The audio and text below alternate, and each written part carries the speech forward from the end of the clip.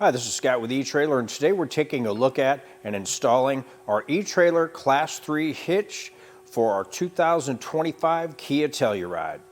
The Kia Telluride is becoming a really popular vehicle, and having a hitch on it is going to allow you to be able to have a bike rack, cargo carrier, or anything like that, just so you can have some extra room to haul stuff around. Say you've got a 3-row seating in there and you've got it all full. This is a good option for you to add on.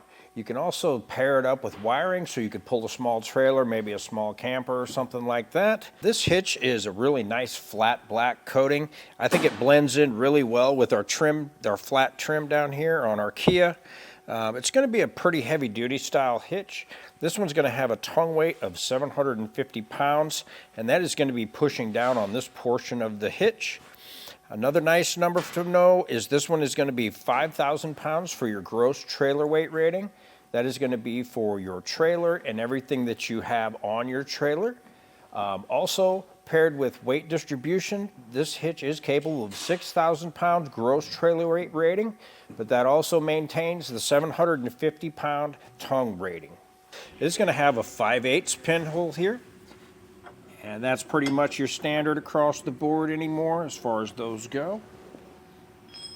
As far as measurements go, from the top of the tube here to the ground, you're looking at right around 15.5 inches. So it does have some pretty good clearance. With that number, that's going to help you figure out if you need any rise in like the shank for say your bike rack or anything like that. That's a good number to know. So that way you're not going to be bottoming out or anything like that. As far as the number from the center of the pinhole to the outside of the bumper, you're looking at right around 3 inches. And with that number, that's going to be able to let you know if you have any folding accessories on the back, like a folding bike rack. That's going to let you know if you're going to be able to fold that up and not make any contact with the back of the vehicle. This is going to accommodate any of your clevis style hooks or your S style hooks. As far as installation goes, it's pretty straightforward and the directions are really clear. There's no drilling or anything like that involved. If it's something you really don't feel like doing, you can always take a look at our dealer locator and get something done locally. Or if you feel like doing it yourself, stick around, watch our video, and we'll help you get it installed. To start our installation, what we're going to need to do is get our spare tire out of the way. So in the back of our hatch here, we're just going to turn our spare tire bolt until we get it down to the ground.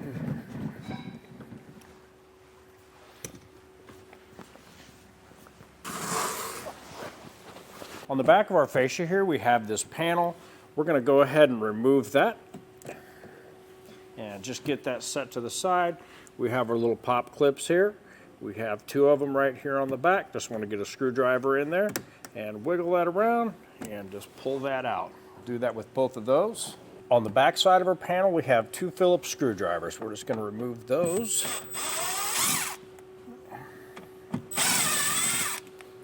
And set those aside. Now we should be able to pop down our panel, pull down by our tabs, and just pop it down, and move that out of the way. On our driver's side, we're going to have this underbody panel here we're going to have to remove.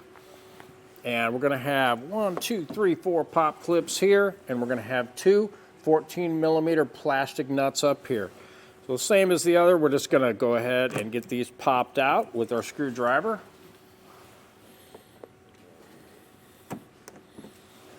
We did notice that this 4th one down here on the bottom of our fender well for our mud flap, we don't have to remove that one, so we're just going to leave that one in place. Now with the 14mm plastic nuts, we're just going to back them off. They're not really ever up there very tight, so you don't really have to put any pressure or anything on them. Just kind of back them out. And sometimes when you pull down on the panel a little bit, that helps as well.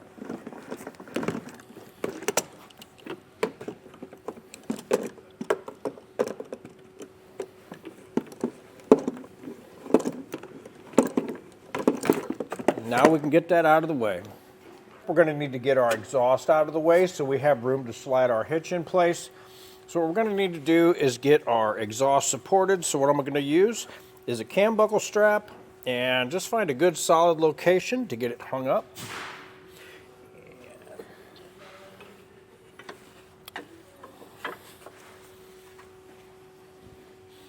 And you'll want to go in front of where your isolators are. So we have one here, and then we have another one over here on the side.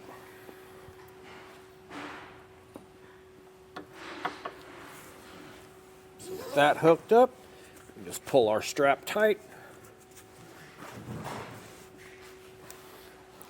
That's going to support our exhaust while we remove our isolators. Now we have a bottle with some soapy water, usually just some dish soap and some water. We'll spray our isolators. And we have our third one over here on the side. And after we give them a spray, we usually just give the exhaust a little shake. And that's going to help get that fluid inside of that isolator. And it's going to make them easier to remove. And once we get those sprayed, what we're going to do is come back through. Sometimes you can get it by hand. You may be able to use a large screwdriver or maybe a pry bar, whatever it takes to get them off. You can also use an exhaust isolator tool. It's kind of like a pair of pliers that'll pull them off. But usually what we do is just try them by hand, and if that don't work, then we'll go to a pry bar. Sometimes they can be a little tricky to get off of there, so just take your time. Sometimes you can get behind them and bump the end of your pry, and that'll break them loose. Now we got all those broke loose. We can come back to our cam buckle strap, hold on to our exhaust, and push a button on the strap and just bring it down some. You don't want to keep it supported, but you want to make it so you can kind of move it around a little bit and still be able to get up in here. Now on both sides of our lower part of our frame here, we have these little rubber plugs. We're going to remove these before we get our hitch under here, just to make sure that they're not in the way of our installation. So we don't want to get our hitch all the way under here and see that they're in the way and then have to mess with them. So for now, we're just going to remove them. After we get the hitch installed, we can always reinstall them and just pop them right back in. Now with everything set up and ready to go, with an extra set of hands, we'll get our hitch lifted in place. Just swing it over top of the exhaust.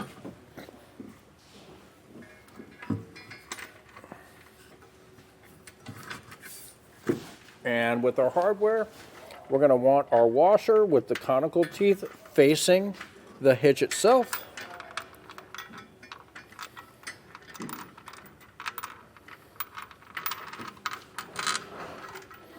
We just want to get them started into the weld nuts by hand.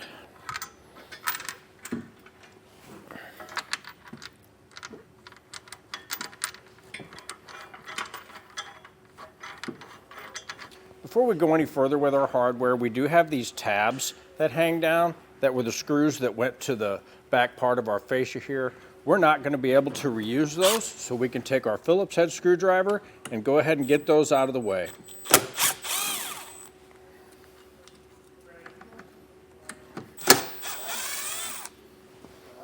Now we have our bolts that'll go through our hitch and through our frame. We're going to take our conical washers, and again, we're going to face the teeth going towards the hitch itself. Then we'll go ahead and run our bolt through. And we'll take a conical and face the frame and our nut.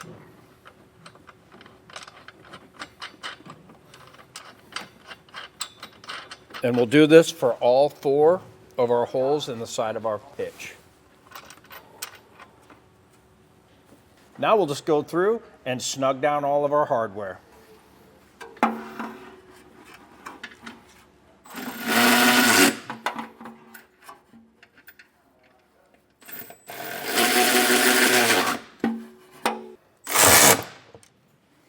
Once we have all of our hardware snug down, we're going to come back through with a torque wrench and torque our hardware down to the specs listed in our instruction manual.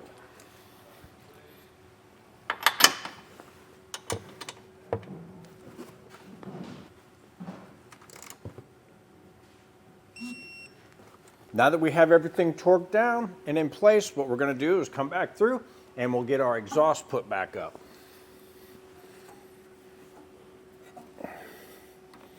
All we're going to do now is just pop it back onto the isolators. With our exhaust hangers back in place, now we can undo our strap. Now in your instruction manual, it's going to give you some measurements to go by to trim this panel to fit. But what I usually like to do is kind of come back through here and just get it set in place. And then I can mark the width of my hitch. Just get a little dot on both sides. Just make sure you have your panel lined up really good while you do this. That's going to give you a baseline of where you need to trim. Now once we have our marks where we want, we went by the instructions and we took a measurement here where it said and here where it said, and we just marked out our lines. Now we'll go ahead and get this trimmed out and see how it fits.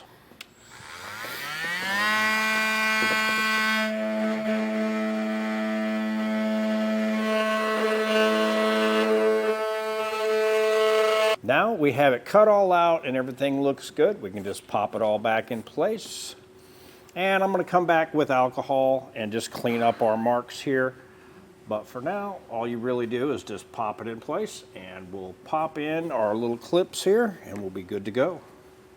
Now all we got to do is get our little clips back in and just put anything back that you took off, and that'll do it for the installation of our hitch. And that was a look at our eTrailer Class 3 trailer hitch for our 2025 Kia Telluride. I'm Scott, and thanks for watching.